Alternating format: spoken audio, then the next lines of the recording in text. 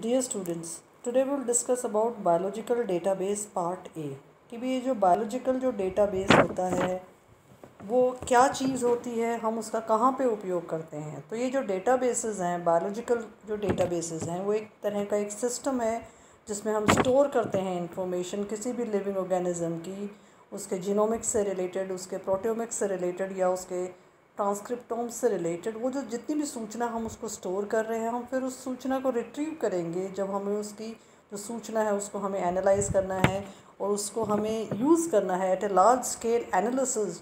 जैसे कि हमें डेटा को अपडेशन करना है, इजी एक्सेस करना है। तो इस तरह से जो जितनी भी इंक्रीजिंग अवेलेबिलिटी हुई है जीनोम के सीक्वेंसेस की, जो अलग अलग ऑर्गेनिजम्स में हम देखने को मिलता है हमें, उसमें हमने देखा है कि जो डेटा है वो बहुत ज़्यादा हमने एक्यूमुलेट कर लिया है एक्सपोनेंशियल रेट में। अब ये जो अवेलेबिलिटी होती है, जो अमाउंट ऑफ बायोलॉजिकल जो सीक्वेंस होती है इन डेटाज़ की, जो स्ट्रक्चरल डेटा है जो कि डिमांड करता है कि हम उसे मैनेज करें, स्टोर करें और रिट्रीव करें उस बायोलॉजिकल वेल्थ को। लेकिन ये जो बायोलॉजिकल जो डेटाबेसेस हैं ये एग्जिस्टेंस में एज इनवैल्यूएबल टूल्स आए हैं जो कि साइंटिफिक कम्युनिटी को सर्व करने के लिए आए हैं। तो इस तरह से जो बायो इन्फॉर्मेटिक्स है वो एक एसेंशियल पार्ट है बायोलॉजिकल रिसर्च का, जिसकी वजह से एक इम्पॉर्टेंट रोल प्ले होता है एनालिसिस के लिए, चाहे वो जीनोमिक लेवल का हो या प्रोटियोमिक लेवल का हो। तो उससे हम उनके कन्वेंशनल जो भी हम बायोलॉजिकल एक्सपेरिमेंट्स करते थे उसका हमें हाई थ्रूपुट टेक्निक्स के द्वारा उनको हम एनालाइज कर पाते हैं। तो एक तरह से अगर हम कहें कि ये क्या होते हैं बायोलॉजिकल डेटाबेसेस, तो एक तरह का एक कलेक्शन है जो कि स्टोर हो रहा है, जिसको हम सर्च कर सकते हैं, उसमें हम नई सूचनाओं को अपडेट कर सकते हैं, हम पीरियोडिकली उसको क्रॉस रेफरेंस्ड भी कर सकते हैं कि जो हमने 100 साल पहले का जो डेटा है उसमें हमने क्या चीज़ अब नया कर सकते हैं। हमने कोई भी किसी भी फॉर एग्ज़ाम्पल हमने बटरफ्लाई के जीनोम को एनालाइज किया था अबाउट से 100 ईयर्स अगो, और आज जो हम बटरफ्लाई का कर रहे हैं उसमें किस तरह का कुछ नई चेंजेस हुए हैं, कुछ जीन्स में कुछ चेंजेस हुए हैं, कुछ उसके प्रोटीन्स में जो चेंजेस हुए हैं, हम उस चीज़ को क्रॉस रेफरेंस कर सकते हैं। हम वो सारी की सारी बायोलॉजिकल इन्फॉर्मेशन एक छोटे से इलेक्ट्रॉनिक चिप में हम उसको स्टोर कर सकते हैं। हमारा जो पर्पस है, हमारा जो उद्देश्य है कि हम उसको सिस्टमैटिकली अरेंज करें, चाहे वो उसके जीन से रिलेटेड हो, चाहे वो उसके प्रोटीन से रिलेटेड हो, चाहे वो हमारे आरएनए से रिलेटेड हो। तो हम उन मैक्रोमोलिक्यूल्स का एक सिस्टमैटिक डेटाबेस को हम ऑर्गेनाइज वे में रखें, जैसे कि हम लाइब्रेरीज़ में बुक्स को रखते हैं। उसी तरह से वो हमारे क्लिक के ऊपर ही अवेलेबल हो जाए सारा का सारा बायोलॉजिकल डेटा, हम उसको एनालाइज कर सकें, हम उसको कंप्यूट कर सकें। फॉर एग्ज़ाम्पल जैसे कि मैंने बताया कि जो बटरफ्लाइज़ हैं, तो बटरफ्लाइज़ का से अबाउट से 50 ईयर्स पहले इंडिया में क्या क्या रिसर्च हुआ था, कौन कौन सी बटरफ्लाइज़ हमारे डेजर्ट एरियाज़ में पाई जाती हैं। अब 50 साल के बाद में आज की डेट में कौन कौन सी बटरफ्लाइज एक्सटिंक्ट हो गई हैं, कौन सी रेयर हो गई हैं, why they have become extinct, why they are rare. तो ये सारी सूचनाएं जो हैं वो हमें एक बायोलॉजिकल डेटाबेस में प्राप्त होती हैं। कुछ इसके इम्पॉर्टेंट फीचर्स होते हैं जैसे कि हेटेरोजेनिटी। जैसे कि आपको पता है जो जीन्स होती हैं they are dominant as well as recessive genes, they can also be heterozygous. तो जो हेटेरोजेनिटी है वो एक फ़ीचर होता है। बहुत ज़्यादा डेटा कलेक्ट हो जाता है, कितने सारे लिविंग ऑर्गेनिजम्स हैं उन सभी का अनसर्टेनिटी होती है। कोई चीज़ ऐसा फिक्स नहीं है कि यही डेटा में यही क्रम होगा, यही सीक्वेंस होगा। डेटा में आपको पता है कि कोडिंग और नॉन कोडिंग सीक्वेंसेस वो दोनों प्रेजेंट होंगी, तो there is lot of variations, mutations भी हो जाती हैं, तो अनसर्टेनिटी रहती है। डेटा को हमें इंटीग्रेट करना है, उन्हें मैथमेटिकल फॉर्मूलेज लगा लगा के हमें देखना है कि कहाँ पे क्या चीज़ मिसिंग है, why the thing is missing, why we need to go for new techniques. हमें उस डेटा को शेयर करना है, डायनामिक्स क्या हो रहे हैं, क्या क्या इवेंट्स उसमें चल रहे हैं। तो ये कुछ फीचर्स हैं, कुछ मुख्य लक्षण हैं बायोलॉजिकल डेटाबेस के। अब जब हम उसको बात करते हैं कि हम उसको क्लासिफाई करें, तो कोई भी चीज़ जब हम पढ़ते हैं तो उसको जब क्लासिफाई करते हैं तो स्ट्रक्चर के प्रारूप में हम उसको क्लासिफाई कर सकते हैं, सीक्वेंस के प्रारूप में कर सकते हैं, या मिसलेनियस दूसरे प्रकार से हम उसको क्लासिफाई कर सकते हैं। जैसे कि स्ट्रक्चर के रूप में अगर हम बायोलॉजिकल डेटाबेस को क्लासिफाई करें तो PDB, SCOP और CATH में करते हैं। सीक्वेंस क्या न्यूक्लिक एसिड हैं, क्या वो DNA है, क्या वो RNA है, या फिर वो जो प्रोटीन है उसको हम किस प्रकार से करेंगे, स्विस प्लॉट से करेंगे, PIR से करेंगे, TREMBL मेथड से करेंगे, या PFAM या PROSIT मेथड से करेंगे। न्यूक्लिक एसिड है तो जेनबैंक से करेंगे, DDBJ से करेंगे, या EMBL से करेंगे। उसी प्रकार से दूसरे का हम रेली बेस से करेंगे, रिबेस से करेंगे, या GPCRDB मेथड से करेंगे। तो ये अलग अलग प्रकार के बायोलॉजिकल डेटाबेस हैं जिनको हम सुविधा के अनुसार उनको क्लासिफाई करते हैं स्ट्रक्चर के बेस पे या सीक्वेंस के बेस के ऊपर। अगर हम on the basis of sources करें तो दो तरह के होते हैं, प्राइमरी और सेकेंडरी होता है। प्राइमरी जो रिपोजिटरीज हैं डेटा की वो स्टोर करती हैं न्यूक्लिक एसिड, प्रोटीन सीक्वेंसेस या structural information of biological micromolecules.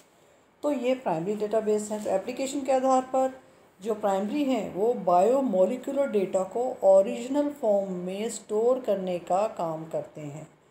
इस तरह से जो भी आपका रिज़ल्ट आ रहा है वो डायरेक्टली डेटाबेस में चला जाता है और उसको एसेंशियली हम उसको स्टोर अप करके रखते हैं। उसको हम एक नंबर दे देते हैं उस डेटा को, प्राइमरी डेटाबेस को। उसके बाद में हम उसमें कोई भी चेंज नहीं करेंगे। जैसे कि इसके जो उदाहरण हैं वो हैं NCBI, जेनबैंक, DDBJ, Swiss plot, PIR, PDB। कुछ ये प्राइमरी डेटा रिपोजिटरीज़ हैं। इनका जो डेटाबेस है उनके डिफरेंट यूज़र इंटरफेस होते हैं और सर्च इन्फॉर्मेशन इनमें अवेलेबल होती है। तो इस तरह से ये जो प्राइमरी जो डेटाबेस है इसमें हम स्टोर करते हैं बायो मॉलिक्यूल्स को जिनको कि हम फर्दर चेंज नहीं कर सकते। तो इनमें जो पहला उदाहरण है वो है जेनबैंक का। तो जेनबैंक जो है वो एक डेटाबेस है जो कि NCBI के द्वारा बना हुआ है और ये जेनेटिक सीक्वेंस डेटाबेस है। इसमें एनोटेड कलेक्शन है अवेलेबल DNA सीक्वेंसेस की, जो ऑर्गेनिजम्स की है, जो कि ऑल ओवर द वर्ल्ड जो भी उसमें काम हुआ है DNA सीक्वेंसेस से रिलेटेड वो वहाँ पे स्टोर होगा लिविंग ऑर्गेनिज्म का इन फॉर्म ऑफ जेनबैंक। जेनबैंक जो है वो पार्ट है international nucleotide sequence database collaboration का।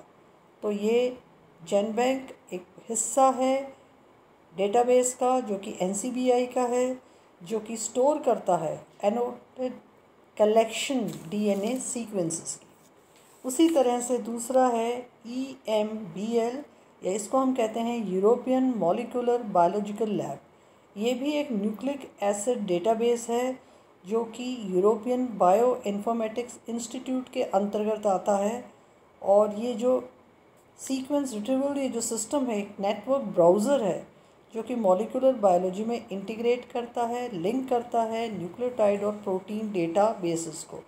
ये है EMBL। उसी तरह से है DDBJ जो कि है DNA data bank of Japan, जो कि बायोलॉजिकल डेटाबेस को कलेक्ट करता है DNA सीक्वेंसेस की।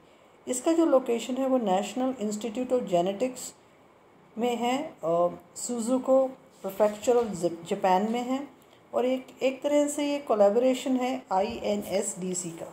उसी तरह से एक और है जिसको हम कहते हैं स्विस प्लॉट, जो कि एक क्यूरेटेड प्रोटीन सीक्वेंस डेटाबेस है जो स्ट्राइव करता है प्रोवाइड करने के लिए हाई लेवल ऑफ एनोटेशन, जिसमें कि अलग अलग प्रकार के जो प्रोटीन्स हैं उनका कैसा स्ट्रक्चर है, उसमें किस तरह से कोई मॉडिफिकेशन अगर हो रहा है, पोस्ट ट्रांसलेशनल किस तरह से हो रहा है। इसको सबसे पहले 1986 में Swiss institute of bio informatics ने डेवलप किया था।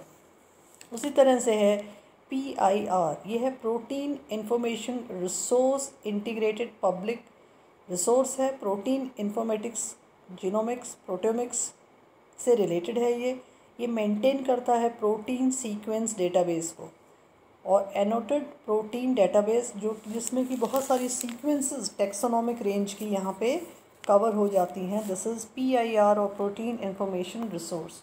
I hope that you are able to understand the primary database in a very simplified way, जिसमें आपने पढ़ा आगे किस तरह से जो जेनबैंक है कॉम्प्रिहेंसिव और एनोटेड कलेक्शन है पब्लिकली अवेलेबल DNA सीक्वेंसेस का, और ये INSDS के साथ में कोलैबोरेशन में है। ये पब्लिश करता है इंफॉर्मेशन सीक्वेंसेस की, जर्नल्स की, इसमें सबमिशन होती है सीक्वेंसेस की, डेटाबेस की, और जो भी आप रिसर्च करते हो, जो भी आप डेटाबेस में डालते हो, उसको आपको एक पेपर पे एक एक्सेशन नंबर दिया जाता है। सबमिशन का टूल होता है जिससे आप उसमें सबमिट करते हो उन सीक्वेंसेस को। और ये वर्ल्ड वाइड वेब है जिसमें कि सबमिशन टूल जो है वो सबमिट डायरेक्टली जेनबैंक को होता है। इसी तरह से प्रेफर्ड होता है सीक्वेंस सबमिशन के लिए। दूसरा एक और जो टूल है उसको हम कहते हैं सीक्वेन, जो कि NCBI ने डेवलप किया था। अलग अलग ऑपरेटिंग सॉफ्टवेयर सिस्टम जो कंप्यूटर यूज़ करते हैं। और इस तरह से दूसरा जो सिस्टम है जेनबैंक के अलावा जो प्राइमरी डेटाबेस में यूज़ होता है, और वो है हमारा EMBL, जो हमने आज देखा कि European bio informatics institute United kingdom ने इसको डेवलप किया था। और ये जो तीनों ही जो सिस्टम्स हैं, चाहे वो हम EMBL की बात करें, जेनबैंक की बात करें या DDBJ की बात करें, वो एक सिंक्रोनाइज्ड वे में काम करते हैं।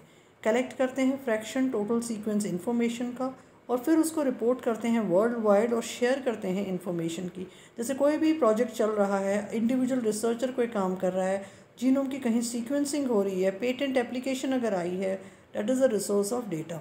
उसी तरह से वेबिन है, इंटरैक्टिव वेब बेस्ड टूल है जिसमें सबमिशन होता है इंडिविजुअल का न्यूक्लियोटाइड सीक्वेंसेस का EMBL डेटाबेस में। उसी तरह से है DDBJ, जैसे कि हमने देखा TNA data bank of Japan, जो कि 1986 में इस्टेब्लिश हुआ था। उसी तरह से ये प्ले करता है इम्पॉर्टेंट रोल फॉर ऑपरेशंस और कैरी करता है रिसर्च इन इंफॉर्मेशन बायोलॉजी, जिसमें कि huge amount of sequence data generation का कलेक्शन किया जाता है। उसी तरह से हमने देखा कि स्विस जो प्रोट है जिसमें प्रोटीन सीक्वेंसेस डेटाबेस कलेक्ट होते हैं, जिसमें हाई क्वालिटी एनोटेशन होता है मिनिमम एरर्स के द्वारा, एक क्रॉस रेफरेंस होता है दूसरे डेटाबेसेस के द्वारा, जैसे कि न्यूक्लिक एसिड प्रोटीन स्ट्रक्चर के डेटाबेसेस हैं। तो इस तरह से हमने प्राइमरी डेटाबेस के बारे में कुछ जानकारी इसमें हासिल की कि किस तरह से बायोलॉजिकल जो डेटाबेस है उसकी आवश्यकता पड़ती है, स्टोर करने की आवश्यकता पड़ती है, और वर्ल्ड वाइड हम इनको कैसे यूज़ करते हैं। I hope you are able to understand this biological database part A in a very simplified way. Thank you for watching the video.